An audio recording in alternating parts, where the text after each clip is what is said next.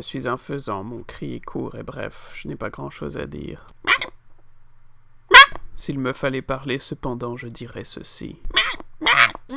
En rêve, alors que j'étais fiévreux et délirant de la grippe aviaire, j'ai vu le sens du monde et de l'univers. Écoutez-moi mes frères, ne m'isolez pas.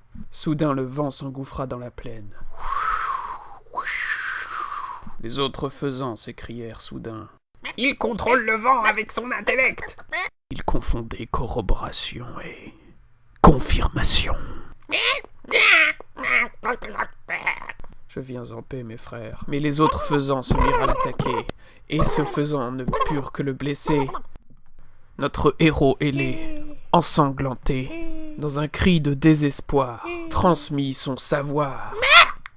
En substance, mes amis, je dis ceci.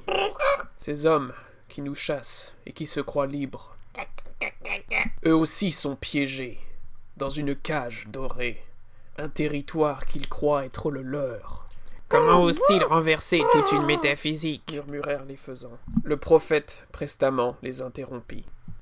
Les hommes ne se rendent pas compte qu'ils sont les jouets de la volonté de puissance universelle, qui luttent aveuglément, sans repos, et tournent les uns contre les autres, les membres d'une même famille, pour qu'ils peinent encore et encore, sans raison, convaincus